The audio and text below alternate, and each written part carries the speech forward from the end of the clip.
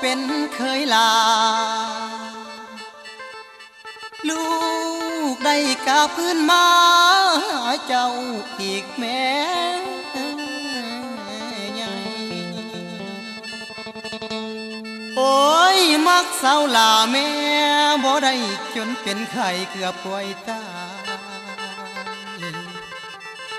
กาพื้นมาอีกบาทไทยขอวอนแม่เป็นเคยตกมรดกและมูลมังลูกก็หวังสืบมุนเจ้าป้าให้เขาผู้เคยลาเอาไปสามุนเก่าแก่ส่วนลูกขอเพียงแต่พ่อกับแม่ให้อยู่สนเป็นเคยตนแล้วก็พอยแม่ยาย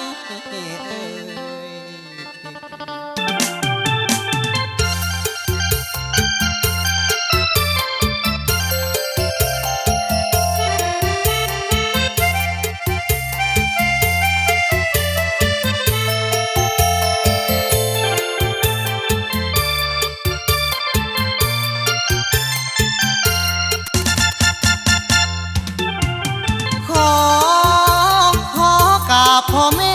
ทั้งสองอย่าว่าลูกจองห้องขอห้องทั้งสองเครือเจ้าสิขาก็ตายสิขายก็สุดแต่แม่เท่า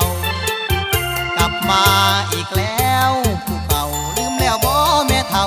ผู้มักลูกสาวไปขอเป็นลูกเคยก็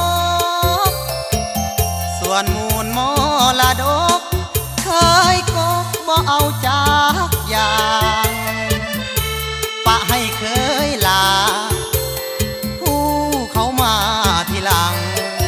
ทรัพย์สินหรือว่ามูลมังปะให้เคยกลางเคยปลายใหญ่หนึ่งเคยคนเขาบ่เอาหยังดอกมุนแม่ขอเพียงแต่ได้สอนเป็นเคยตนแล้วก็พองามกระดอลูกสาวแม่ผู้คนโกกสิเพพังหักมักลายสิตายย้อนเห็นใจทอน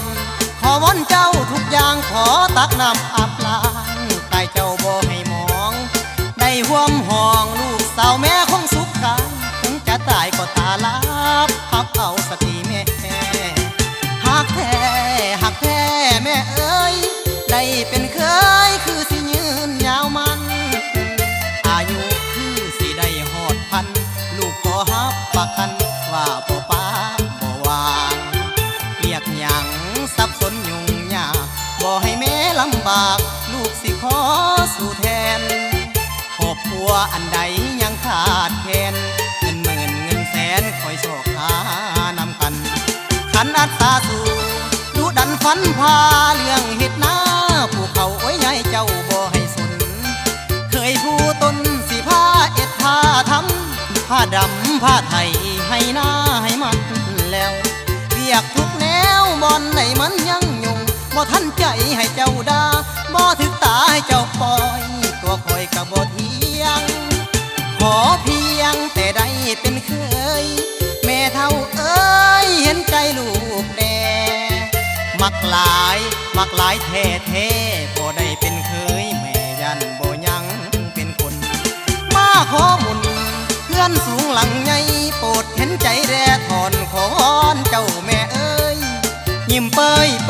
ถึกใจบ่น้อเคยกก10 นิ้วขอย่อยกพ่อแม่เอ้ย